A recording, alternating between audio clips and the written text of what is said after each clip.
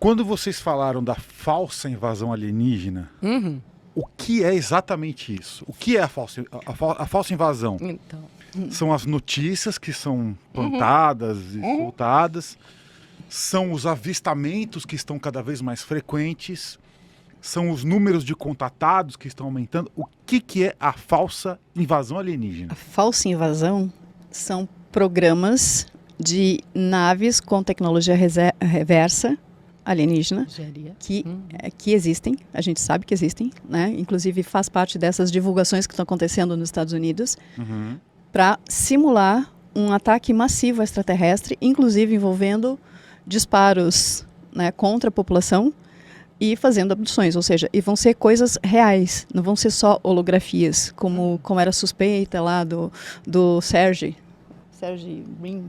Eu vou lembrar o jornalista canadense que trouxe pela primeira vez lá nos anos 60 ainda essa ideia da falsa invasão alienígena através do Blue Beam. Né? Isso vem sendo divulgado já desde a primeira divulgação do disclosure lá do Dr. Stephen Greer em 2001.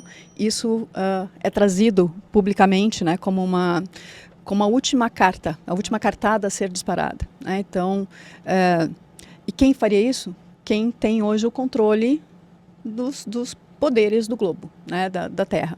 Então, esses poderes não necessariamente estão na figura dos presidentes, né, dos países ou das Forças Armadas, mas aquele poder econômico, aqueles que operam nas sombras, aqueles que realmente puxam as cordinhas das pessoas que são a linha de frente e que tomam as decisões aparentes. Tá?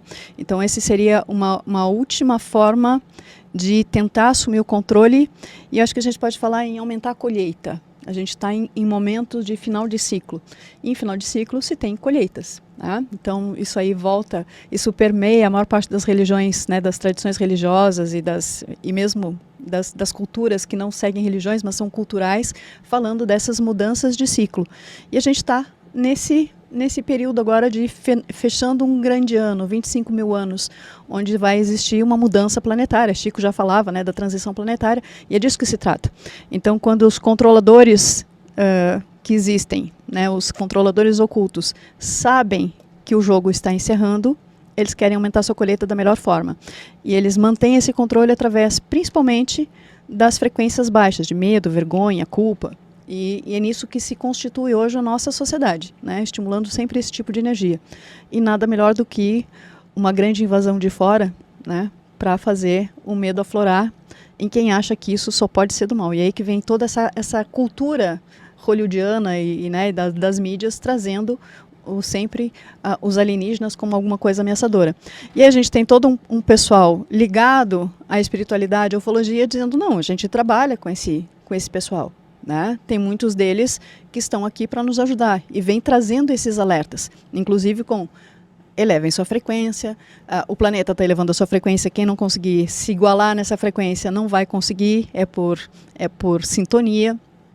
E isso começou, por incrível que pareça, dentro de centro espírita, né? Centros espíritas, os médiuns vendo alienígenas, né? E às vezes estava lá o espírito se manifestando como preto velho, daqui a pouco, não sou um preto velho, porque assim que vocês me entendem, mas na verdade estou numa nave, numa outra baixa, estou só aqui conversando de uma forma que vocês possam me entender. E ali é interessante também, você estava falando das notícias, eles utilizam a mídia, e a mídia, né, e eu posso falar aqui de cadeira, é uma tremenda ferramenta, né, positiva ou não, a gente pode colocar assim, e eles se utilizam disso para lançar também certos tipos de informação que vai bater justamente com o que a Anne está falando, de causar esse medo, de causar essa insegurança e manter o controle. Que eu acho que essa palavra tem muito a ver com a falsa invasão, sabe? De manter o controle, é mais a frase, né? Manter o controle. Então, uma tentativa de continuar mantendo o controle. Então, a falsa invasão, se a gente pegar, ela está olha eu com o microfone, ela está diretamente ligada a essa questão de manter o controle. É onde a gente chega. Mas para quê? Para que manter o controle? Né? E aí a gente puxa, aí é o fio de cabelo que puxa a peruca lá do ralo. Tá, você comentou de colheita. Sim. A colheita, seria a colheita humana? que é a colheita exatamente? Pensa que a gente está num projeto que tem duas frentes. Tem o pessoal que trabalha pelo serviço a si mesmo, que é o projeto original da Terra, e aqueles que trabalham numa linha de evolução do serviço a si mesmo. Serviço ao outro, serviço a si mesmo. Tá? Não sei, explica melhor isso. Então, assim, o modelo crístico é o serviço ao próximo, o serviço ao outro. Né? Faz ao outro aquilo que gostaria que fizessem por ti. Então, a alegria do outro me alegra, né? O prazer do outro me diverte. Então, a gente consegue ter uma satisfação auxiliando o outro. Esse é o modelo crístico, esse é o modelo do nosso universo. Mas existe um modelo invasor, que é o do serviço a si mesmo. Tá? Então, são duas... Imagina assim que, para quem quer o serviço a si mesmo, encontrar alguém que quer o serviço do outro é juntar a fome e a vontade de comer. Né? Só que vira uma exploração energética, né? Bem assim. Quem traz bastante isso é uma coletânea de livros canalizados chamados A Lei do Uno. Não sei se vocês já ouviram falar, né? Esse é o modelo que vem da Lei do Uno. E na Lei do Uno fala desse final de ciclo também e da colheita. O que é colheita? Quem está na frequência energética do serviço ao próximo vai para a colheita da nova terra. Para quem está no serviço a si mesmo, vai ser removido daqui, porque o planeta em si está levando a frequência e essa frequência do serviço a si mesmo não caberá mais aqui. Então, na verdade, é recursos, captação de recursos. Tá. Essa falsa invasão alienígena, a gente considera, então, dentro dessa perspectiva conspiratória, que grande parte da população está vibrando no medo dessa invasão. Né?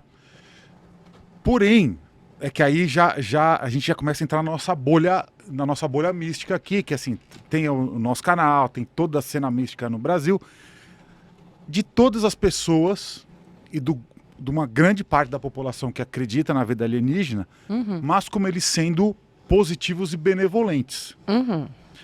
Como é que a gente faria para ter uma amostragem, então, para saber quanto das pessoas entende a invasão alienígena como salvação ou como conquista, né, como dominação? Sim. Porque, por exemplo, vamos supor que eles implementam o projeto lá do Blue Beam, das holografias da engenharia reversa, tudo. Da invasão alienígena, do holograma da invasão alienígena. Por exemplo, nós aqui, a gente vai fazer o quê? A gente vai fazer igual no Independence Day lá, a gente vai ligar nossas cadeiras de praia no telhado, vai ficar todo mundo, né, comendo pizza lá, né, jantando, Pipoca tomando e guaraná. sopa e assistindo a invasão alienígena. Filme de Hollywood, vamos embora. Exatamente, vai ficar todo mundo curtindo, botando chapéuzinho de alumínio. De alumínio. Né? Vai ser uma farra, vai ser uma festa. Mas grande parte da população vai entrar em pânico, Sim. literalmente, e vai começar a saquear, destruir tudo. Sim. As pessoas vão começar a abrir mão da própria vida, vai ser aquela loucura. Sim. Como que a gente sabe, como é que a gente consegue ter uma amostragem do quão efetivo é esse plano? Sim. De entender se eles estão conseguindo produzir essa vibração de medo na população ou está gerando um efeito contrário. Opa. Esses eventos que estão acontecendo lá no Congresso americano, qual efeito será que está gerando nas pessoas? Será que as pessoas estão vibrando mais na esperança de uma salvação? Talvez só uma curiosidade, talvez descrença ou talvez medo? Será que eles... A grande pergunta que eu faço é essa, né? Como vocês Consegui estão... te entender. Não sei se é muito complexo. Não, consegui, Mas, assim, consegui. Já peguei. Vocês acham, vou resumir agora, vocês acham que eles estão tendo sucesso em implementar uma agenda do medo alienígena na população? Eu acho que resumindo tudo, é isso. Então, se a gente for falar de quantitativo, percentual, né? Matematicamente, você tem a grande maioria da população que a gente chama, e hoje nem cabe muito isso, mas vamos lá, porque dentro da dualidade da explicação fica mais fácil. Despertos e não despertos. Os despertos seríamos nós, queríamos colocar o chapéuzinho e ir lá comer pipoca e olhar. Exatamente. Né? E os não despertos panicando, literalmente, né? Tirando as calças pela cabeça e dando... E nessas duas vertentes, se a gente colocar uma questão frequencial, fica mais fácil da gente delinear isso de uma forma mais tranquila. A gente vai dizer assim, tá? Porque dentro da... Vocês com certeza já ouviram falar da escala de Hawkins, que é a escala de frequência. Claro. Né? E a gente falando dessa mudança planetária, do ciclo solar 25, do que nós temos aí de alteração frequencial, e a gente bate muito nessa tecla, que estar na 5D não é questão de abrir uma Tomorrowland na nossa frente, a gente entrar por um portão num lugar de Palácio de Cristal lindo. Não é isso. É uma questão frequencial. E a questão frequencial é que quando nós pegamos pessoas que estão realmente fazendo esse trabalho interno, estão praticando o que a gente chama de serviço ao outro, né? Estão tentando pedalar no sentido de vou me conhecer, vou fazer o meu trabalho e estou com uma frequência maior. Tá? E aí você pega hoje 2%?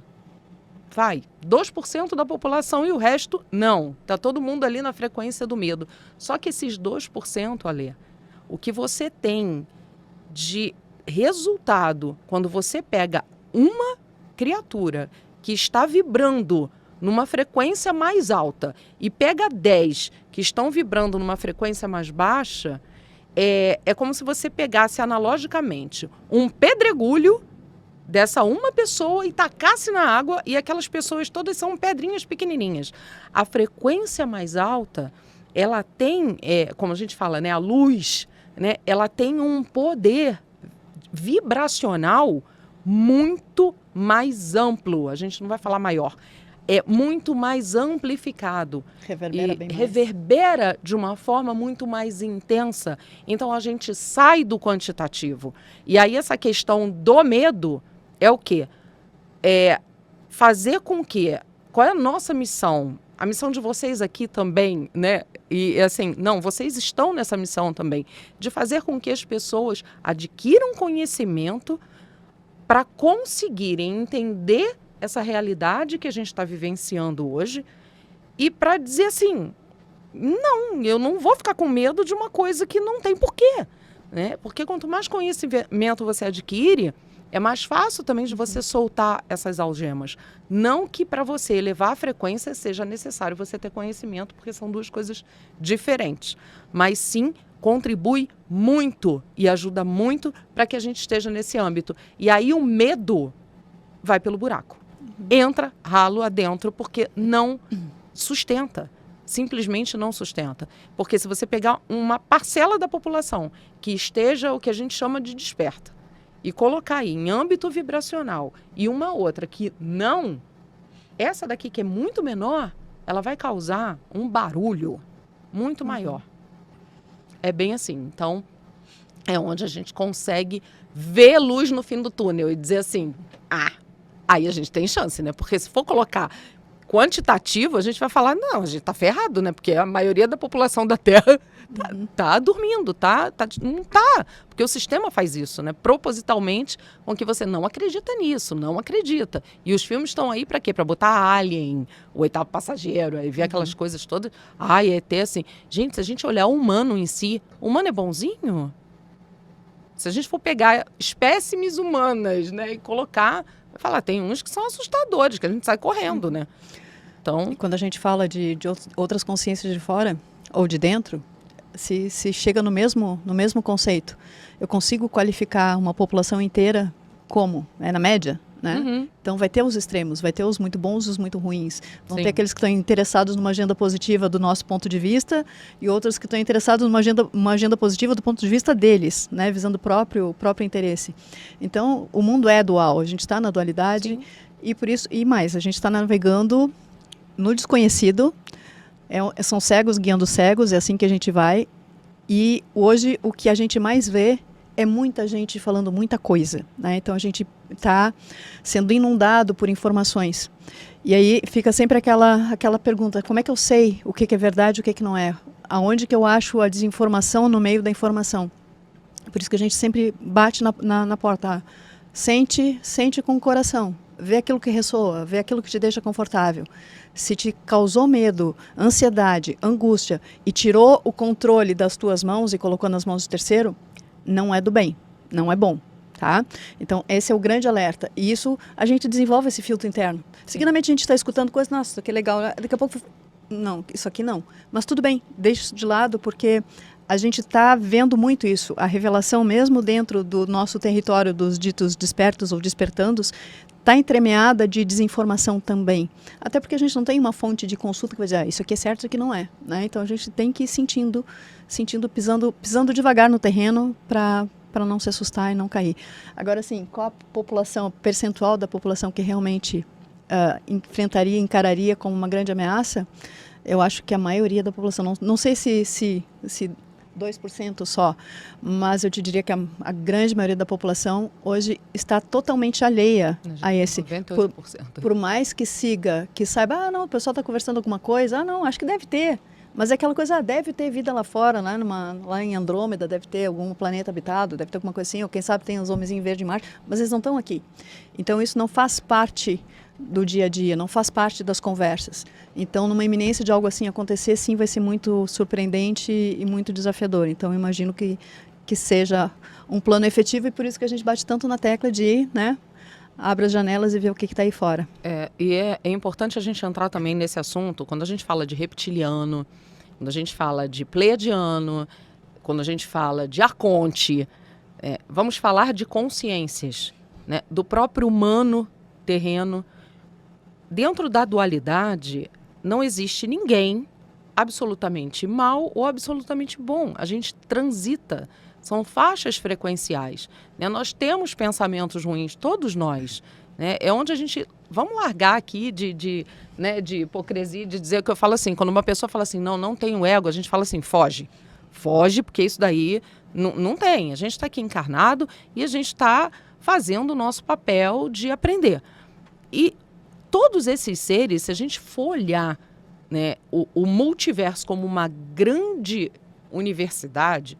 Todos os seres que convivem aqui, e aí a gente vai falar dos reptilianos, dos intraterrenos, dos intraoceânicos, dos extraterrenos, também estão nessa aprendizagem. Então, está todo mundo naquele saco que vai dizer assim, nós estamos aprendendo em constante troca, porque se nós formos pensar com uma fonte, né, e uma grande fonte, uma matriz. E a gente faz uma analogia de um computador, é um grande HD, que ele está recebendo informação, uma IA, né? Está recebendo uma informação. E essa informação, ela está sendo processada e está sendo absorvida e está sendo passada para a gente, né, e trocada e transmutada. Todos esses seres têm a dar e a receber, inclusive nós mesmos. E aí a gente sai desse âmbito de pegar o dedo e falar, ai, aquele é mau, ou aquele é bom, ou aquele... E a gente cai numa coisa mais importante, de novo, que é o que a Anne falou, de olhar para dentro e de voltar para aquilo que tiraram da gente, né? O coração com campo eletromagnético 60 vezes maior do que o do cérebro, e espalha.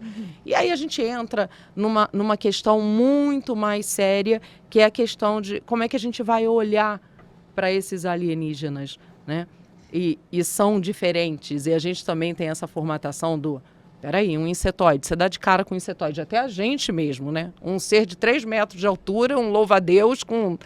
Até quem fala assim, não, olha, já está tudo bem para mim. Vai falar, opa, peraí, né?